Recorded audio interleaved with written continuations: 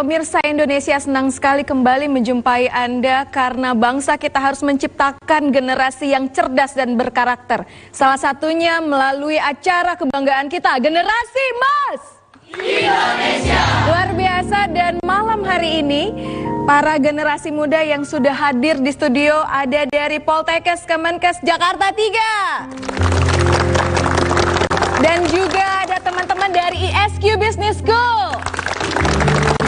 Dan seperti biasa di acara spesial ini kita akan menggali banyak hal berkenaan hal-hal yang terjadi di Indonesia bersama Bapak Dr. Ari Ginanjar Agustian. Assalamualaikum Pak Ari. Waalaikumsalam warahmatullahi wabarakatuh. Sehat Pak Ari? Alhamdulillah, semangat. Semangat luar biasa. Hari ini kita mau ngebahas tema apa Pak Ari? Tentang bagaimana kita menyelesaikan permasalahan dunia pendidikan Indonesia. Apa yang terjadi memangnya Pak Ari? Permasalahan pendidikan, permasalahan dunia pendidikan. Ya. Jadi saat ini berdasarkan data 2,5 juta anak sekolah, dan yang putus sekolah lebih kurang 600.000 anak dari SD. Tingkat SD 600.000 yang putus sekolah. Kemudian SMP 1,9 juta. Sedangkan SMA yang putus sekolah 100.000. Yang menganggur 7,5 juta. Permasalahan ini tentu harus diselesaikan. Ya. Penyelesaian yang paling sederhana tapi membutuhkan banyak biaya, yaitu menyediakan sekolah, kemudian memberikan bantuan, tetapi itu membutuhkan dana yang luar biasa. Ya. Tetapi kan ada pepatah, tak ada rotan, akar pun jadi. Meskipun ini terjadi, bagaimana kita mengambil opsi ketiga, cara-cara lain, di mana kita tidak hanya memanfaatkan intellectual intelligence atau kecerdasan otak, tapi bagaimana kita memanfaatkan kekuatan yang lain, yaitu kecerdasan emosi dan spiritual untuk menyelesaikan permasalahan yang sedang kita alami. Ya, berarti kan ada 3 hal yang harus bersinergi. Tapi saya tertarik dengan data yang Pak Ari sebutkan tadi, bahwa ada banyak sekali siswa yang putus sekolah, dan dari data-data yang Pak Ari sebutkan tadi, kenapa itu bisa terjadi Pak Ari? Putus sekolah tersebut kan terjadi karena biaya, ekonomi, permasalahan seterusnya. Akan tetapi kita kan tidak boleh menunggu kebangkitan bangsa Indonesia. Kita tidak perlu memberikan alasan-alasan apapun. Mengapa? Kita ingin membangun sumber daya manusia. Kita tidak cukup hanya mengandalkan sumber daya alam. Kita tidak cukup mengandalkan sumber daya energi dan seterusnya. Tetapi sumber daya manusia ini harus kita bangun. Tetapi permasalahan yang terjadi adalah putus sekolah yang luar biasa akibat dari masalah ekonomi, pengangguran yang sangat tinggi. Tetapi bagaimana kita tetap mampu memanfaatkan berbagai kekurangan ini dan menjadikan kekurangan ini menjadi kekuatan untuk meloncat maju ke depan lahirnya Indonesia yang baru. Itulah yang penting yang harus kita lakukan. Bahwa selama ini kita hanya terpaku, saya putus sekolah, seolah segalanya sudah selesai. Indeks prestasi saya rendah, seolah saya tidak punya harapan. Saya sudah putus sekolah, kemudian sukar diterima di tempat pekerjaan. Sekarang bagaimana hal ini bisa kita selesaikan?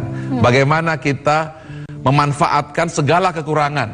Mengapa? Karena tidak mungkin bangsa ini menunggu untuk menyelesaikan dulu yang 7,5 juta, menyelesaikan 100.000 anak SMA yang putus, menyelesaikan 1,9 juta anak-anak SMP, 600.000 anak-anak SD yang putus sekolah. Tapi bagaimana kita memanfaatkan potensi yang sudah ada, kekuatan yang sudah ada dengan segala kekurangannya untuk tetap maju tanpa menunggu untuk sempurna. Mengapa? Untuk maju tidak perlu menunggu sempurna. Justru ketidaksempurnaan ini adalah kekuatan. Ibarat kita laksana per, ketika kita ditekan di tengah tekanan ekonomi, justru kekuatan emosional spiritual harus kita manfaatkan. Itulah mengapa acara generasi emas ini penting, untuk memanfaatkan segala potensi yang ada tanpa menunggu kesempurnaan yang datang dari manapun. Luar biasa, boleh tepuk tangan. Saya menarik dengan kata Pak Ari, jangan menunggu kesempurnaan. Kenapa kita tidak perlu menanti? Karena kalau seandainya kita kaitkan dengan kondisi masyarakat yang mana problema tadi banyak terjadi Pak Ari, kita tidak boleh menunggu pemerintah. Sementara secara sisi psikologis masyarakat sendiri seringkali mengatakan bahwa saya harus berbuat apa untuk bisa satu langkah bergerak maju. Ya, kalau kita menunggu 7,6 juta ini menunggu kapan diberi pekerjaan, Lantas apa yang mesti ditunggu? Lantas kalau menunggu, bagaimana nasib 100.000 anak SMA yang putus sekolah? Saya hanya ingin memberikan fakta dan data bahwa ternyata orang-orang yang sukses itu, orang-orang yang berhasil tersebut, dia tidak mensyaratkan bahwa dia seorang sarjana. Orang-orang yang menjadi orang-orang utama, konglomerat dan sebagainya, orang-orang yang hebat, ternyata ijazah, sertifikat, kecerdasan intelektual tidak lebih hanya 20% saja perannya. Bahkan rata-rata hanya 8%. Sisanya adalah kecerdasan lain, street smart, kecerdasan jalanan, kecerdasan emosional. Kalau ini kita bisa bangkitkan dari seluruh Indonesia, maka saya percaya justru masalah putus sekolah bukan menjadi alasan kendala utama untuk membangun sumber daya manusia Indonesia. Yang penting adalah satu hal, meskipun kita putus sekolah, meskipun kita tidak lulus SD kita, tidak lulus SMP kita, tidak lulus SMA kita, atau mungkin tidak bisa kita masuk di kampus-kampus ternama, tetapi itu bukan halangan untuk menjadikan generasi emas tetap bangkit meskipun kita tidak selesai sekolah kita. Alasannya mengapa? Survei dunia sudah mengatakan bahwa kecerdasan intelektual bukanlah hal utama yang membuat seseorang jaya. Artinya, sertifikat, ijazah, indeks prestasi yang selama ini diagung-agungkan bukanlah hal yang utama untuk membangun Indonesia emas masa depan. Luar biasa. Boleh kita lemparkan ke floor dulu dari teman-teman, ada yang ingin bertanya pada Pak Ari? Ya, silakan. Ya, perkenalkan nama saya Ahdi Rajab Malik, biasa dipanggil Ahdi. Ya, di sini saya mau, ya saya dari Poltekkes Kemenkes Jakarta 3. Saya mau bertanya Pak, masalah nilai kuliah. Pertama, dari semenjak saya duduk di bangku SMA, saya itu tidak pernah mendapat nilai-nilai yang bagus, selalunya kecil. Nah, saya itu setelah mendapat nilai-nilai seperti itu, saya menjadi pesimis. Pertanyaan saya, apakah saya bisa menjadi orang sukses dengan apa yang saya dapat selama ini? Terima kasih. Baik, bagus. Tetap berdiri, saya ingin tanya kepada Anda ya. Maju ke depan sini. Ya, tepuk tangan dulu. Mikrofonnya. Oke. Anda merasa pesimis kalau indeks prestasi Anda rendah, benar? Iya Pak. Sekarang saya balik, indeks prestasi Anda tinggi, mau? IP Anda tinggi, mau? Mau Pak. Mau. Ya, indeks prestasi Anda tinggi, IP Anda tinggi, tapi Anda tidak punya kemampuan bergaul dengan teman. Bisa berhasil apa tidak? Tidak bisa Pak. Anda tidak bisa mencintai teman. Bisa berhasil apa tidak? Tidak bisa Pak. Anda tidak peduli teman-teman Anda sakit, IP Anda tinggi, Anda disukai sama teman apa tidak? Tidak Pak. Ketika ada tugas-tugas lain, sosial kemasyarakatan, ada masalah banjir, ada masalah kemiskinan, IP Anda tinggi, tapi Anda tidak membantu hal tersebut, Anda akan disukai apa tidak? Tidak Pak. Anda akan diberikan pekerjaan apa tidak? Tidak Pak. Indeks prestasi Anda tinggi, tetapi ada orang miskin sekitar Anda diam saja, Anda bisa berhasil apa tidak? Tidak Pak. Indeks prestasi Anda tinggi, IP Anda 4, tetapi teman-teman Anda tidak bisa bergaul dengan Anda. Ketika membuat sebuah pekerjaan, sebuah proyek, semuanya tidak patuh taat dengan Anda. Bisa berhasil apa tidak? Tidak Pak. Indeks prestasi Anda tinggi, IP Anda 4, ranking 1, SD, SMP, sampai SMA, sampai kuliah. Tetapi ketika teman-teman Anda sakit, Anda tidak pernah datang ke rumahnya. Bisa berhasil apa tidak? Tidak Pak. Kemudian teman Anda datang pada Anda, bantu saya, Anda mengatakan, saya sedang sibuk belajar. Bisa berhasil apa tidak? Tidak juga Pak. Kemudian mereka memberikan uang kepada Anda, ini modal kerjanya, tolong kerjakan proyek itu, tapi uangnya Anda korupsi. Bisa berhasil apa tidak? Tidak Pak. Uang tersebut sudah Anda kumpulkan, Anda pergunakan, tapi tidak Anda pergunakan dengan sebaik-baiknya. Akhirnya uangnya habis. Indeks prestasi Anda tinggi, bisa berhasil apa tidak? Tidak juga Pak. Kemudian Anda tidak disayang oleh orang tua Anda, bapak ibu Anda, indeks prestasi Anda tinggi, bisa berhasil apa tidak? Tidak juga Pak. Jadi kesimpulannya apa? Jawab. Sampaikan, Anda jadi sekarang Anda jadi Ari Ginanjar kecil. Simpulkan. Ya, sesuai Bilang, pemirsa, hasil kesimpulan dari penjelasan Pak Ari. Bukan penjelasan, menurut saya. Bilang. Ya, menurut saya untuk menjadi orang yang pintar itu tidak harus dengan nilai yang tinggi atau IPK yang tinggi, tapi dengan gimana cara kita bergaul, dengan cara kita pembawaan kita sama orang lain, gimana cara pembawaan sama orang lain yang baru dikenal. Justru itulah yang bisa membawa kita ke masa depan yang lebih baik. Lihat saya, Anda sudah jelaskan. Sudah, Pak. Berarti Anda pintar apa tidak? Pintar, Pak. Pintar. Berarti Anda lebih pintar dari saya atau Anda lebih pintar hari ini? Saya bilang. Saya, Pak. Saya lebih pintar dari Pak Ari. Saya lebih pintar. Pegang dadanya. Saya bisa lebih pintar hari ini. Saya lebih bisa pintar hari ini. Namamu siapa? Ahdi, Pak. Saya Ahdi. Saya Ahdi. Saya mengerti. Saya mengerti. Saya paham. Saya paham. Sayalah generasi emas Sayalah generasi emas yang Pak Ari janjikan. yang Pak Ari janjikan. 10 tahun lagi 10 tahun lagi Pak Ari akan lihat. Pak Ari akan lihat. Lihat kamera. Orang tua saya akan lihat. Orang tua saya akan lihat. Bahwa saya akan jadi pemimpin Bahwa saya akan menjadi pemimpin yang bisa diandalkan. yang bisa diandalkan. Kebanggaan Indonesia. Kebanggaan Indonesia. Kebanggaan orang tua. Kebanggaan orang tua. Saya Adi, orang sukses. Saya Ahdi, orang sukses. Tepuk tangan dulu. Terima kasih Aki. Tapi Pak Ari menarik sekali bahwa memang benar di kampus-kampus, tapi pada kebiasaan yang dikejar adalah IPK tinggi ya. IPK tinggi karena menjadi acuan Pak Ari biasanya. Kalau seandainya IPK-nya tinggi, orang itu sudah pasti pintar, dia pasti bisa mendapatkan apakah itu pekerjaan ataupun penghargaan dari orang lain jauh daripada orang yang punya IPK-nya biasa-biasa aja, benar? Benar seperti itu. Tapi apa-apa saja sih langkah yang harus kita lakukan? Pak Ari jangan jawab dulu sekarang, setelah yang satu ini. Pemirsa jangan kemana-mana, tetap bersama kami di Generasi Emas Indonesia.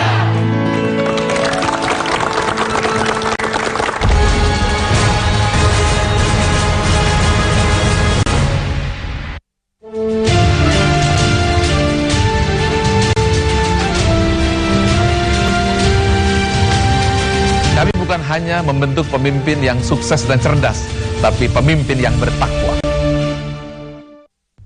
Hai, jangan lupa ya, 8 Maret sampai 15 Maret. Pastinya. Ojo lali ya, 8 Maret sampai 15 Maret toh. 8 Maret?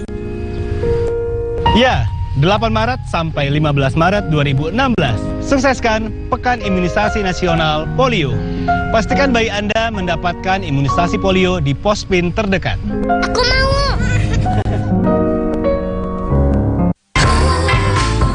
Taman Buaya Beat Club pekan ini menampilkan Indah Kusuma, Inikah namanya cinta? Oh, inikah cinta? Kristi Kolendang, Satu dua hati pernah ku singgahi. Sisi Tipsi, Ada apa denganku kawan? Nix, Janganlah kau menghilang. Mr. Sonjaya, Menyapa wajah The Melodrama, Tommy Pratama, dan S5. Taman Buaya Beat Club, Senin hingga Kamis pukul 22 di saluran Pemersatu Bangsa TVRI. Betul sekali.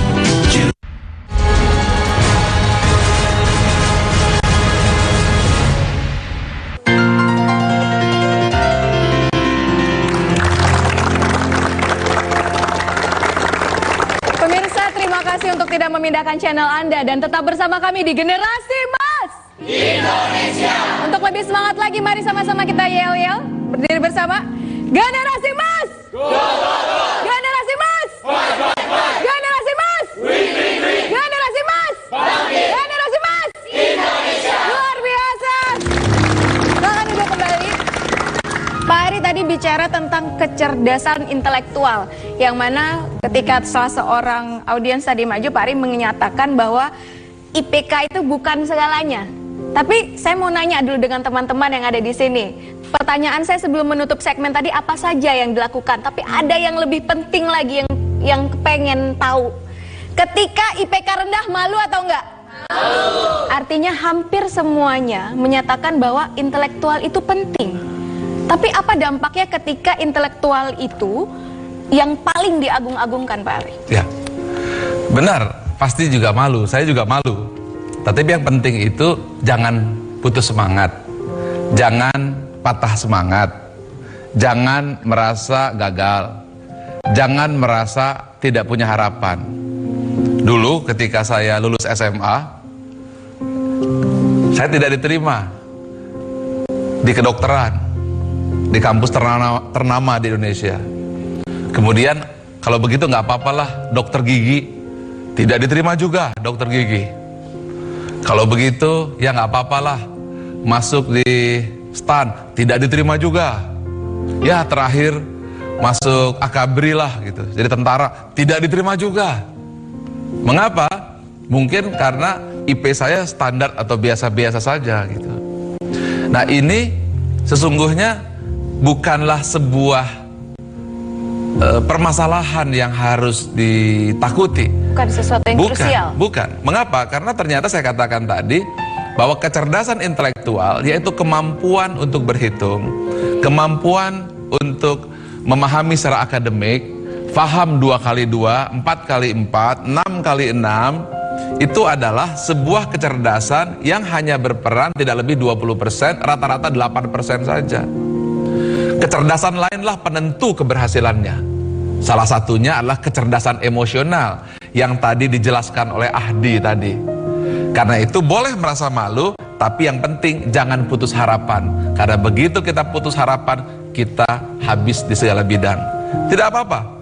Yang penting terus, jangankan IP, putus sekolah pun, ya, tidak mampu sekolah di SMP, tidak mampu sekolah di SMA, tidak mampu meneruskan sekolah di SMA dan putus sekolah, tidak bisa masuk universitas. Percaya bahwa itu bukan segala-galanya. Terus maju, karena itu adalah hanya titik kecil untuk mencapai cita-cita kita. Baik Pak Ari, tapi dampaknya apa Pak Ari ketika kita hanya mengandalkan intelektual? Ya. Memang ketika anak-anak kita hanya ditekan IP-nya, ya, ditekan hanya kecerdasan intelektualnya, dikejar rankingnya saja. Mari kita lihat, ini data yang saya percaya ini ada hubungannya, ya, ada hubungan yang linier. Coba kita lihat 2015 data pengguna narkotika itu 5,1 juta. Bahkan usia 15 tahun, believe it or not, 15 tahun, berarti anak SMP ya, 104.000 orang pengguna narkotika. Usia 64 tahun, kakek-kakek 263. Bayangkan kakek-kakek masih udah begini gitu kan. Bukannya tobat malah narkotika gitu. Ini semua akibat salah satu penentunya adalah jelas pergaulan, jelas perilaku pengedar. Akibat kita hanya mengandalkan intelektual, otak sebelah kiri, otak sebelah kanannya kosong. Dia tidak mampu menemukan bagaimana dia menata hatinya, menata jiwanya. Ketika manusia dalam keadaan gamang, apa saja masuk, di situ pengedar narkotika masuk. Ketika Anda dikejar targetnya, udahlah biar tenang pikiran, pakailah narkotika biar peace, betul ya? Itu tawarannya, udahlah santai sedikit ini. Mengapa? Itu ketidakmampuan untuk menahan gejolak dan keresahan, dan dengan cara mematikan otak limbik sistem kita. Ketika otak limbik kita dimatikan, kita langsung tenang pada gelombang alfa. Gelombang alfa itu apa? Coba musiknya, Gi, keraskan musiknya sedikit, yang tenang. Tenang atau tidak? Ya. Nah, tenang. Nah, ini cara seperti ini mempergunakan kecerdasan emosi, kemampuan untuk merasa. Tetapi ketika kita panik, kalau kita punya cerdas emosi, kita mampu mengalihkan, kita mampu memanage, mampu kita untuk tetap mengontrol diri. Tetapi cara paling singkat untuk mengatur tekanan adalah dengan mempergunakan nyimeng tahu? Ganja, apalagi? Nyabu, apalagi? Suntik, apalagi? Miras. Maka pada saat itu kita mulai tenang gitu. Peace man, peace. Betul kan? Asik ya? Betul? Tapi sementara begitu tenang lagi dia kaget lagi, pakai lagi, tenang lagi. Panik lagi. Waduh, IP saya rendah nih. PR saya tidak selesai. Saya putus sekolah, nyimeng lagi. Ini lagi. Betul? Diuber lagi. Kok bilang betul? Ya, stres lagi, uang sekolah nggak ada, uang jajan nggak ada, putus sekolah, masalah keluarga, bapak ibunya cerai, putus sekolah, uang kos nggak ada, pikiran galau. Bagaimana caranya? Nyimeng lagi, gitu kan? Begitu nyimeng langsung peace man, peace. Betul? Salah. Itu caranya dengan mematikan limbik sistem. Tetapi dalam keadaan normal begini terus pongo aja juga bahaya. Betul? Karena tidak tahu 2 kali 2 berapa, tanya? 2 kali 2 9. Kan nggak lulus kerja gitu. 9 kali 9 berapa? Tanya. 9 kali 9 Apa? 9 kali 9 berapa? 9 hari ya? Hancur gitu. Karena itu kecerdasan emosional adalah bagaimana kemampuan menata jiwanya ketika dia menghadapi segala tekanan. Bayangkan ya, angka orang yang mengakhiri hidupnya, ini cerita dunia nih, ya, 800.000 per tahun di dunia, alias setiap 40 detik satu orang bunuh diri. Setiap 1 detik bunuh diri, 1 detik bunuh diri, 1 detik minum baygon. Setiap 40 detik. Mengapa? Karena dia tidak mampu menata jiwanya. Itulah mengapa kecerdasan emosional itu penting. Tetapi yang terjadi selama ini, terus otak kirinya dikejar dengan indeks prestasi, terus otak kirinya dikejar dengan angka-angka, nilai-nilai, PR-PR, tugas-tugas, sebelah kanannya tidak diisi. Akibatnya jalan jadi Miring. betul kan? Kok manggut-manggut, merasa ya? Pak Ari, ada audiens yang ingin bertanya Ya, mengenai boleh. hal ini? Ada? Oh, oke. Silakan. Silakan. Perkenalkan Pak Ari, nama saya Ikhwan Rifai dari ISQ Business School. Begini Pak Ari, di zaman saat ini kebanyakan perusahaan dalam hal perekrutan karyawan baru, dia lebih mementingkan IPK tinggi dan melihat background pendidikannya. Nah, pertanyaan saya, bagaimana menurut pendapat Pak Ari atas fenomena seperti ini? Terima kasih. Luar biasa, tepuk tangan dulu. Pertanyaan cerdas, hebat sekali. Oke. Karena saya menyambung setiap lowongan pekerjaan, baik itu yang ada di media cetak maupun media online, disertakan IPK minimal. Benar ya? Benar. Ya, Benar. ya.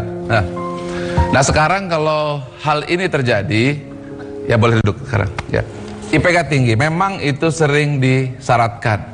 Tetapi organisasi-organisasi yang baru, instansi-instansi yang sudah lebih memahami, IPK tinggi itu harus dibarengi juga dengan tes untuk mentalitas, tes untuk karakter, tes untuk kejiwaan. Meskipun IPK-nya tinggi, tetapi ketika tes psikologi, banyak juga yang tidak lulus. Ya. Betul kan? Jiwanya tidak stabil, IPK tinggi, nggak diterima. Memang yang dicari adalah IPK tinggi, tetapi juga memiliki kecerdasan emosi yang mumpuni, dua-duanya. Nah karena itu IPK tinggi kalau Anda sudah kuliah tetap dikejar. Mengapa? IPK tinggi bukan berarti Anda tidak bukannya tidak penting, tetapi Anda kejar untuk menguji ketangguhan Anda. Bukan sekedar IPK-nya, tapi ketika Anda tidak nyontek, kerja sungguh-sungguh, maksud saya belajar sungguh-sungguh, mengejar nilai sungguh-sungguh, mengerjakan tugas sungguh-sungguh, kerjasama dengan tim semuanya, pada saat itu lahir semangat. Itu yang pentingnya. Baru ditambah dengan kecerdasan emosional, pembangunan karakter, dikombinasikan baru lahir. Ya, jangan juga gara-gara dengar ceramah saya kalau gitu IP saya 2 aja lah kata Pak Ari gitu, salah itu. Ya, karena syarat kelulusan memang IPK tinggi, penting. Tetapi memang biasanya begitu Anda masuk kerja syaratnya IPK tinggi. Tapi begitu setahun pertama IP masih bekerja. Tapi begitu sudah tahun kedua, tahun ketiga, tahun keempat, tahun kelima, tahun ke-10, yang Anda katakan tadi tidak lebih hanya 10% di dalam mencapai karir Anda. Jadi jangan khawatir, maju terus, 1000 jalan menuju Roma. Apapun terjadi, 1000 jalan untuk menjadi sukses di hadapan Anda. Luar biasa. Baik Pak Ari, masih banyak pertanyaan untuk mendapatkan mendapatkan solusi seperti apa harusnya kita setelah yang satu ini. Pemirsa jangan kemana-mana, tetap bersama kami di Generasi Mas Indonesia.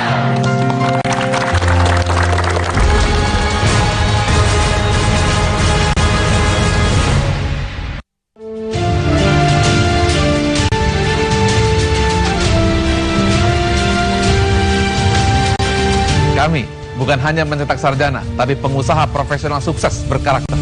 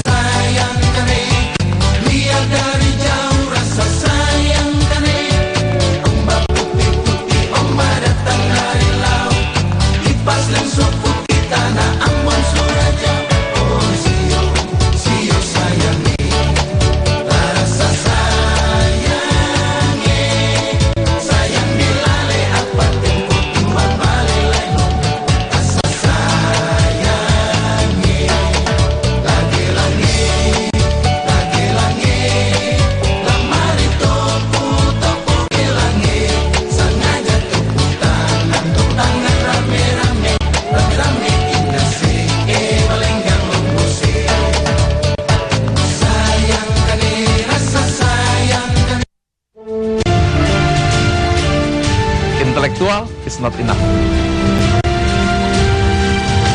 Di sini bukan hanya dididik kecerdasan intelektual, tapi kecerdasan emosional dan spiritual.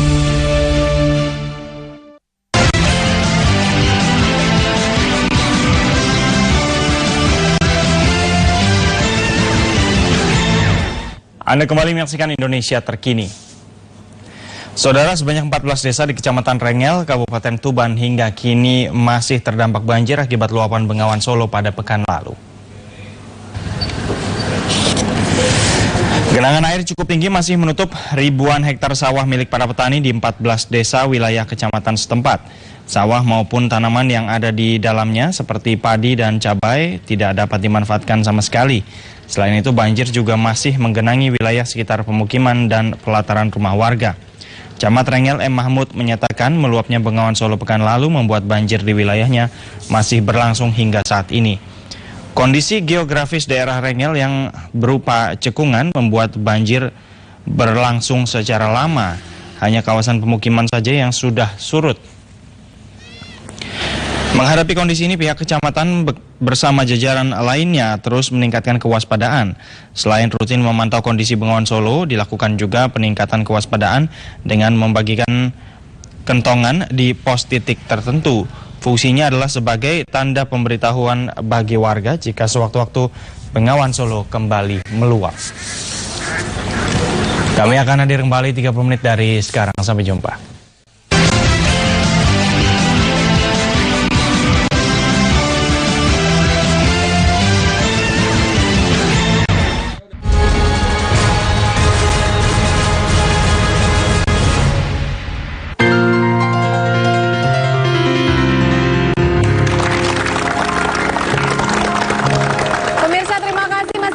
Di Generasi Mas Indonesia. Nah Pak Ari, tadi Pak Ari sudah mengatakan bahwa sejatinya intelektual itu tidak begitu penting. Penting, tapi bukan segalanya. Penting, tapi bukan segalanya. Tetap penting. IP tinggi harus dong supaya lulus SD, SMP, SMA. Dan jadikanlah IP tinggi itu adalah cara untuk melatih semangat atau passion. Cara untuk memenuhi tanggung jawab. Jadi tetap IP tinggi itu alat untuk membangun karakter. Iya, tapi kan setelah Pak Ari menyebutkan data-data tadi bahwa orang-orang yang hanya mengandalkan intelektualnya saja menjadi dramatis begitu hidupnya gitu kan. Nah, sekarang apa sih yang harus kita lakukan Pak Ari?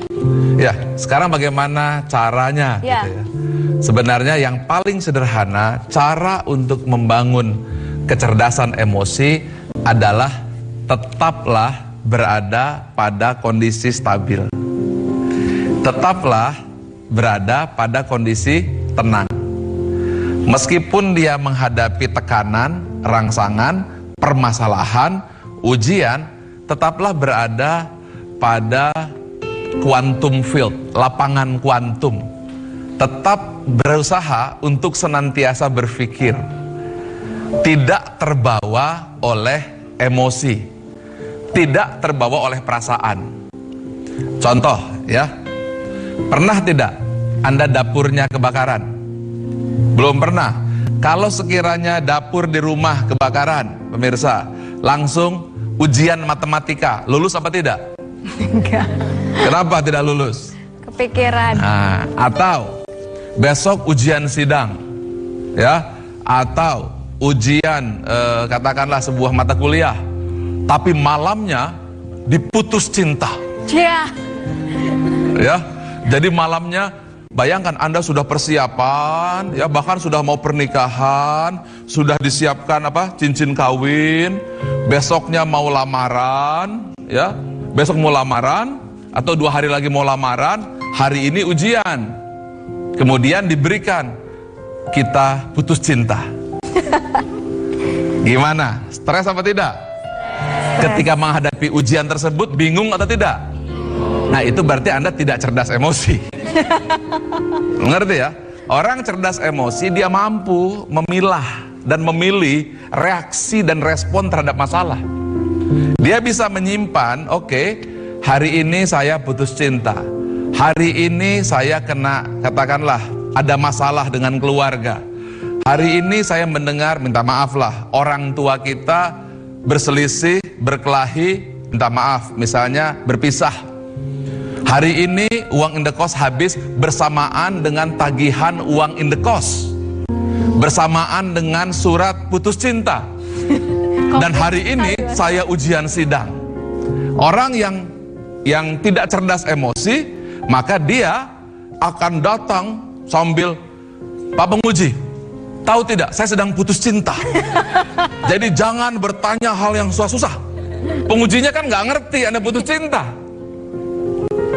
Tipe yang kedua adalah, ini banyak terjadi nih, para musisi, para artis yang paling sederhana adalah mempergunakan narkotika, nyimeng dulu, ya, nyimeng dulu, tenang, baru silahkan Pak penguji tanya saya, peace. Itu kan.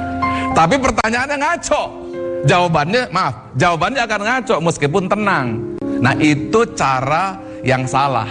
Tapi orang yang cerdas emosi adalah mampu berdiam selama 1, 2, 3, 4, 17 detik, tak diam, kemudian baru bereaksi, tarik napas, letakkan ke perut, baru oke tunggu sebentar, oke saya jawab sekarang. Atau izinkan saya untuk tidak menjawab karena saya sedang marah dengan Anda. Oh luar biasa, boleh tepuk tangan. Berarti ada cara-cara tertentu ya Pak Ari untuk mengontrol itu semua ya. Kita kembalikan ke teman-teman, ada yang ingin bertanya? Oh ya, silakan.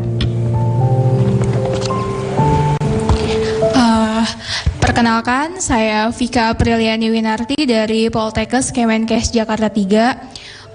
Pak Ari, saya ingin bertanya, kebanyakan dari anak muda itu kan suka labil nih Pak dalam mengambil sikap dan tindakan.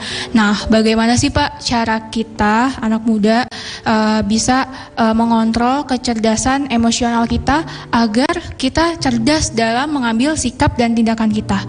Terima kasih Pak. Ya, labil. Seru Pak Ari, ababil Pak Ari. Namamu siapa? ABG labil. Vika. Vika ya? Iya. Pernah jadi ababil? Tahu ababil apa? ABG labil. ABG labil. ABG labil. Pernah mikrofonnya? Pernah labil? Pernah Pak. Kenapa? Ya bingung aja gitu Kenapa? Pak. Bingung kenapa? Putus cinta? Pernah. Berapa kali putus cinta? Ayo dong. Berapa kali? Yang benerannya nih Pak. Iya beneran. Beneran, Aslinya. Satu kali Pak. Satu kali. Sudah berapa lama Anda pacaran dengan dia? Dari kelas 1 SMA sampai 3 SMA. Waduh. Gimana perasaanmu? Sakit hati Pak. Ketika kau sakit hati, makan rasanya seperti apa? Galau terus. Belajar gimana? Mempengaruhi nggak? Itu mau UN lagi Pak. Aduh, gimana saat itu? Jadi nggak fokus untuk Nggak belajar. fokus? Kenapa kamu nggak fokus?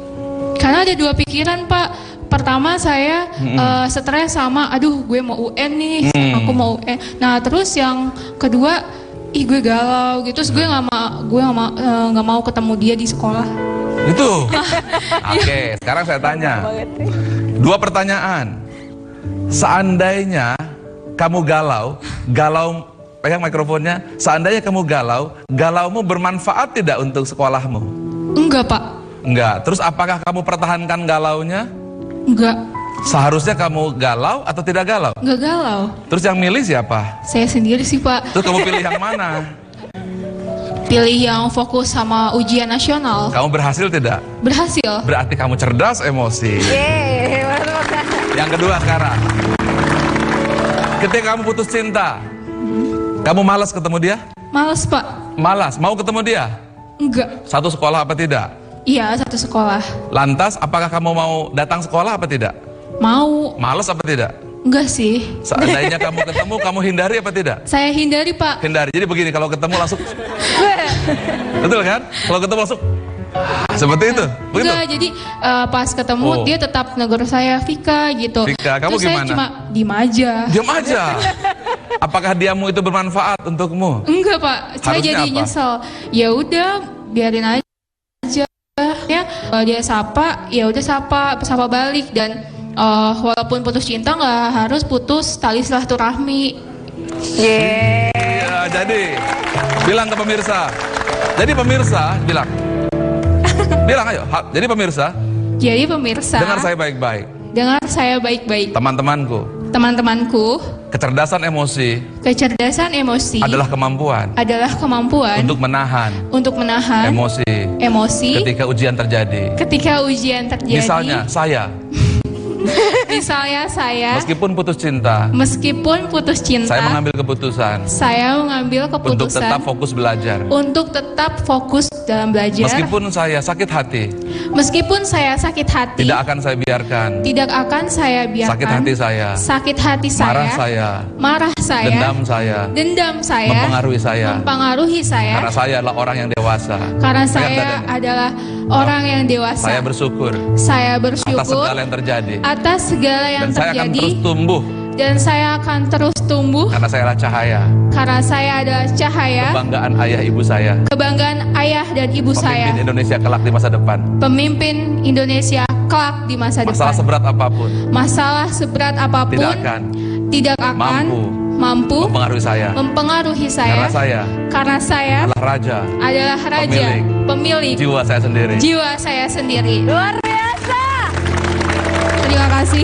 Terima kasih, Vika. Terima kasih, Pak Ari, pencerahannya. Vika, untuk orang-orang yang pernah menyakiti, tenanglah, dia akan punah dengan seleksi alam. Baik, Pak Ari, nanti akan kita lanjutkan lagi setelah yang satu ini. Pemirsa, jangan kemana-mana, tetap bersama kami di Generasi Mas Indonesia.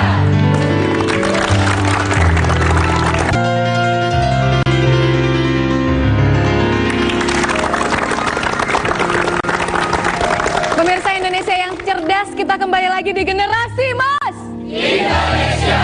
Nah, kembali bersama Mbak Ari Ginanjar. Pak, kan saya sering banget tuh nemuin 2 orang dengan karakter yang sudah Pak Ari jelaskan tadi. Yang sempurna gitu ya? Kayaknya nggak sempurna juga sih, karena dari 2 karakter yang Pak Ari sebutkan tadi, yang pinter banget, saya sering temukan. Yang juga pintar mengelola emosinya, saya juga sudah menemukan. Tapi tetap aja tuh ada yang masih kadang-kadang galau, kayak gimana ya?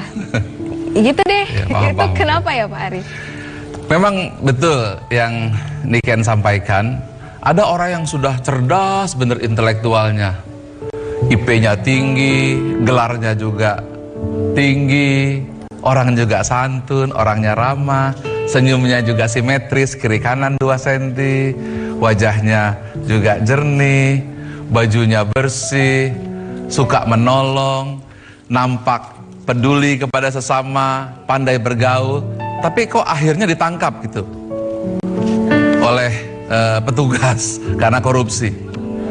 Sudah terkenal, sudah hebat, uangnya banyak, keluarganya sudah sakinah mawaddah warahmah, akhirnya tertangkap juga karena menggunakan narkotika. Nah, apa penyebabnya ini? Ada ya? Mereka hanya punya 2 kecerdasan. Kecerdasan apa yang pertama?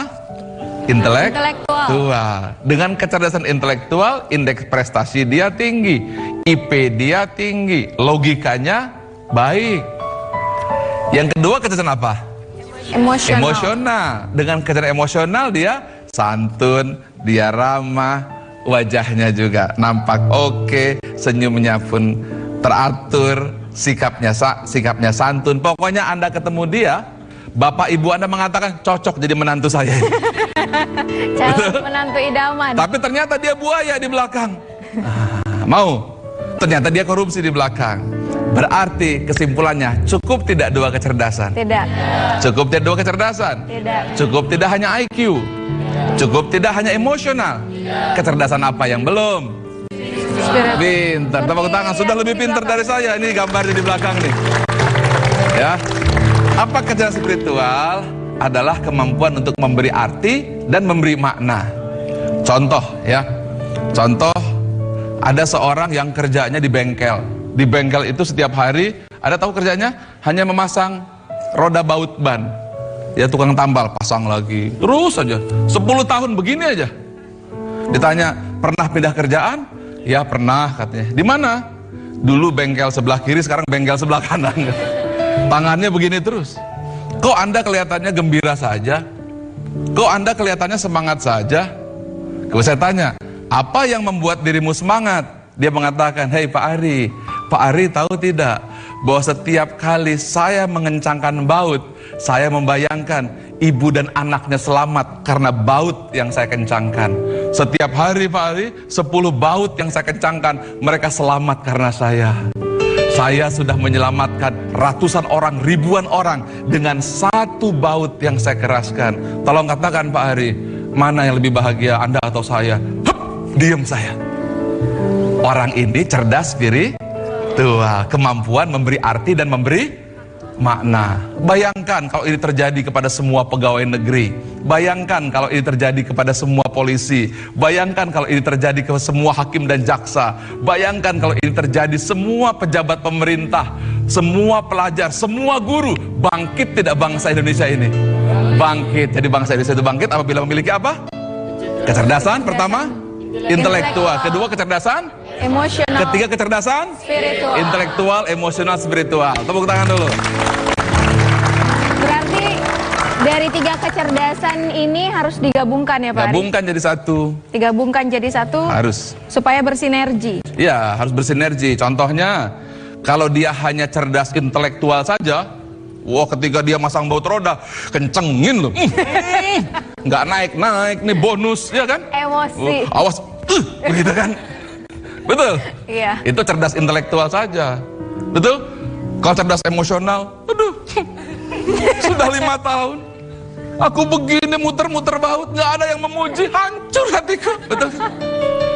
Berarti itu orang cerdas, tidak cerdas emosi. Kalau cerdas spiritual, begitu lihat baut, semoga rodamu baik dan berputar dengan sendirinya. Begitu diputar, yang penting ikhlas. Muter cuma 2 kali kendor kan? Begitu dipakai mobil gedung-gedung kecelakaan. Jadi cukup tidak hanya cerdas spiritual? Tidak. Cukup tidak hanya cerdas intelektual? Tidak. Cukup tidak hanya cerdas emosional? Tidak. Kalau cerdas emosional saja kan begitu baut kendor, aduh baut, aku sedih dengan engkau, aja nggak bisa. Kalau cerdas intelektual saja, yang penting satu baut 10.000, 20 baut 200.000. Ayo bayar dulu. Wani Piro. Wani Piro. Kok nggak bayar baut? Kendorin lagi. Nyusruk lu katanya kan. Ini orang hanya cerdas intelektual. Cerdas emosional, baut. Kok kamu nggak bilang terima kasih sih? Kan aku sudah menguatkan bautmu. Besok depan aku kendorin kamu. Berarti tidak cukup. Ya. Kalau cerdas spiritual saja dan emosional, yang penting aku ikhlas. Tapi sudah kenceng belum? Itu urusan kembalikan kepada takdir. Waduh, tidak bisa. Ya. Jadi orang yang hebat itu pertama harus cerdas spiritual, cerdas emosional, cerdas intelektual. Itulah generasi emas. Luar biasa. Ya teman-teman, ada yang ingin bertanya? Banyak sekali yang nanya. Banyak yang ingin bertanya. Saya mau yang hijabnya coklat. Oh, oke. Saya suka warna coklat. Silakan. Terima kasih atas kesempatan yang diberikan. Perkenalkan, saya Leni Nurfalah dari ISQ Business School. Menarik sekali tadi penjelasan Pak Ari tentang 3 kecerdasan, yaitu intelektual, spiritual, dan emosional. Dari intelektual sendiri itu sedikit sekali persentase untuk mendukung kesuksesan nih Pak Ari. Nah, saya ingin menggali lagi nih Pak Ari, apa itu keuntungan dari mempunyai kecerdasan emosional dan spiritual ini, dan bagaimana caranya untuk membangkitkan kecerdasan tersebut dalam diri kita. Terima kasih Pak Ari. Luar biasa. Oke. Pertanyaannya bagus. Pinter. Tepuk tangan dulu untuk pertanyaannya, ya. Saya mau tanya sama kamu. Sini. Haha. Salah sendiri kenapa nanya. Kamu kuliah semester berapa? Semester 4 Pak. Kenapa kamu mau kuliah? Karena saya ingin mencapai kesuksesan dan menggapai masa depan yang lebih cerah. Kenapa kamu ingin menggapai masa depan? Karena hidup ini terlalu indah untuk masa depan yang bisa-bisa aja. Hidup yang kamu harapkan seperti apa? Hidup yang saya harapkan yaitu hidup yang dapat membahagiakan semua orang dan dapat bermanfaat. Kenapa kamu ingin membahagiakan semua orang? Karena seperti yang saya ketahui, kalau sebaik-baiknya orang adalah orang yang bermanfaat bagi semua orang. Oke, jadi kamu ingin bermanfaat. Iya Pak. Kalau kamu bermanfaat, emangnya kenapa? Jika saya bermanfaat bagi orang, maka kebahagiaan akan bertebar di mana-mana. Bagus. Yang kedua, bagaimana caranya supaya kamu bermanfaat? Agar saya dapat bermanfaat bagi orang, ya saya harus mempelajari ilmu tersebut. Ilmu apa? Ilmu agar dapat menjadi bermanfaat bagi semua orang. Ilmu apa? Yaitu ilmu Sekarang kamu kuliah? Jurusan apa? Jurusan bisnis. Bisnis. Kenapa kamu kejar bisnis? Karena seperti yang ilmu sebelumnya saya dapat, bisnis itu berkaitan erat dengan perdagangan, dan pintu rezeki itu 99% ada di perdagangan. Baik, ya. Berarti kalau sudah seperti itu, kalau suatu saat kamu nanti bisnisnya berkembang, kemudian kamu menjadi orang kaya, kalau kamu melihat orang miskin, apa akan kamu lakukan? Saya ingin membuka peluang usaha bagi mereka, sehingga mereka dapat membuka peluang sukses mereka dengan jalan mereka sendiri. Untuk mendapat itu, IP-mu harus berapa? Harus lulus apa tidak? Harus lulus Pak. Harus lulus, ya. Baik. Sekarang ketika kamu sedang menjelaskan apa tujuan hidupmu, kamu sedang menjelaskan kecerdasan apa? Kecerdasan emosional. Arti hidupmu? Intelektual. Kecerdasan apa, Anda bisa bantu? Spiritual. Spiritual. Tepuk tangan lo, spiritual. Ketika kamu memberikan arti hidup, kamu sedang memiliki kecerdasan spiritual. Doronganmu, aku ingin bermakna, aku ingin bermanfaat, aku ingin bisa menolong kepada sesama. Pada saat itu kecerdasan apa yang bekerja? Spiritual. Kemudian tapi untuk itu kan aku harus kuliah. Untuk itu kan aku harus jadi sarjana. Untuk itu aku harus jadi bisnismen. Untuk jadi bisnismen kamu pengen dapat penghasilan berapa per bulan? Mikrofonnya? 500 juta per bulan. 5 juta per bulan. Tepuk tangan dulu, amin kan? Amin. Kecerdasan apa yang dipakai? Intelektual. Yang keras jangan takut. Intelektual. Kecerdasan intelektual. Kalau sudah intelektualmu maju, kemudian kamu lihat orang-orang miskin, apa yang kamu lakukan? Menolong mereka. Berarti kecerdasan apa yang dimiliki? Emosional. Emosional. Berarti dia punya kecerdasan spiritual, emosional, intelektual. Definisi pemirsa sendiri yang bilang, pemirsa sendiri yang jawab. Anda lebih pintar dari saya. Luar biasa, terima kasih. Silakan kembali ke tempat. Ya, baik Pak Ari. Setelah ini berikan motivasi yang luar biasa yang untuk membangun kami agar kami bisa mensinergikan 3 kecerdasan ini. Dan apa keuntungan yang akan kami dapatkan bila 3 kecerdasan ini bisa diterapkan. Setelah yang satu ini, pemirsa jangan kemana-mana, tetap bersama kami di Generasi Emas Indonesia.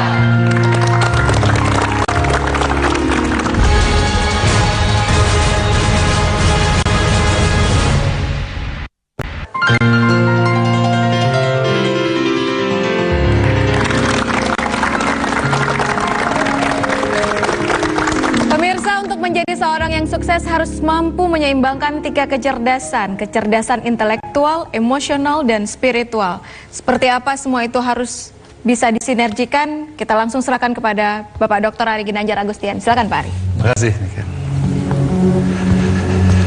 Pemirsa, Saat ini kita tahu bahwa lebih kurang 7,5 juta orang yang menganggur di Indonesia.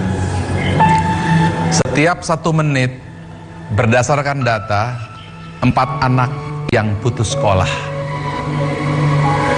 600.000 anak-anak SD yang putus sekolah. Ratusan ribu SMP dan SMA. Pertanyaannya adalah, apabila kita terus mengandalkan apa yang ada di sekitar kita, lantas bagaimana dengan nasib bangsa kita? Fenomena putus sekolah bisa terjadi pada keluarga kita, bisa terjadi pada tetangga kita, bisa terjadi di lingkungan kampung kita, bisa terjadi di mana-mana. Pengangguran bisa terjadi juga di sekitar kita. Dan kita mendengar PHK terjadi di mana-mana.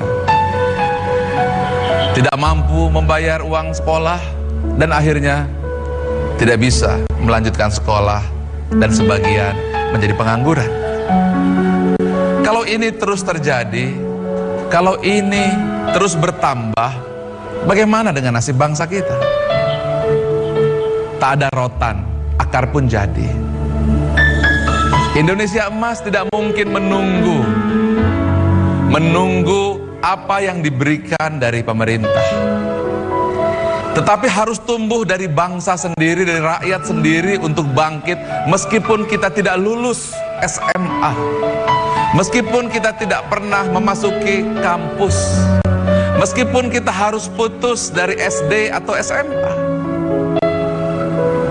data membuktikan bahwa ijazah yang senantiasa Anda kejar, baik ijazah SD, SMP, atau SMA, atau universitas, gelar sarjana, hanya berkisar antara 8, 9, 10% saja. Jadi kita memiliki kekuatan lain, yaitu kecerdasan emosional dan spiritual. Dengan kecerdasan inilah kita mampu untuk bangkit. Kepercayaan diri bahwa itu semua tidak menghalangi kita. Keyakinan diri kita bahwa ijazah tersebut tidak menghalangi keberhasilan kita lah kuncinya. Bisa jadi kita putus sekolah, tetapi jangan kita putus harapan. Karena harapan inilah yang menjadi cahaya yang membara dalam dada kita. Karena harapan inilah yang membuat kita terus menembus maju. Kita tidak mungkin membiarkan ini semua dan kemudian kita menjadi korban keadaan. Tetapi kita harus membuat keputusan bahwa kita tetap akan bergerak. Apapun yang kita lakukan, tidak ada rotan, akar pun jadi, adalah kunci kekuatan untuk membangkitkan Indonesia. Bayangkan, apabila semua anak-anak SMA yang putus sekolah, anak-anak SD, anak-anak universitas yang putus sekolah, anak-anak kampus yang putus sekolah, tetap memiliki kekuatan untuk terus mampu maju, menjual apa saja, produk apa saja, yang penting kita lakukan dengan sebaik-baiknya sesuai dengan aturan. Dan di dalam dada bangsa tetap bergemuruh keyakinan untuk memberi arti kepada kehidupan, maka semua tidak akan menjadi kendala. Anda mungkin mengatakan, Pak Ari, itu berat. Saya tahu berat. Tetapi mari kita lihat contoh-contoh yang sudah terjadi. Mereka justru bangkit karena kekurangan kita.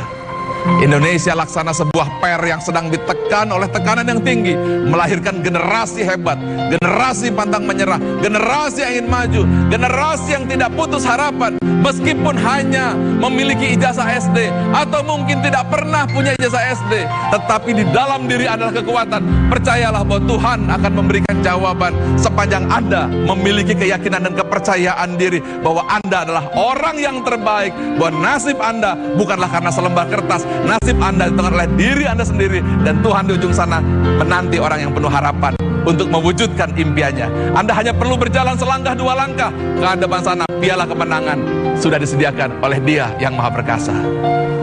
Selamat berjuang. Salam Indonesia Emas.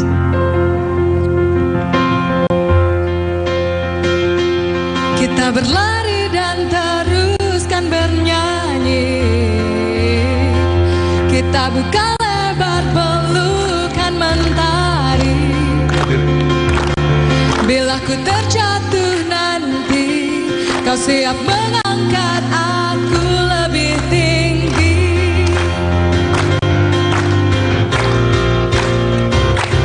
Seperti pedih yang telah kita bagi, layaknya luka yang telah terobati. Bila kita jatuh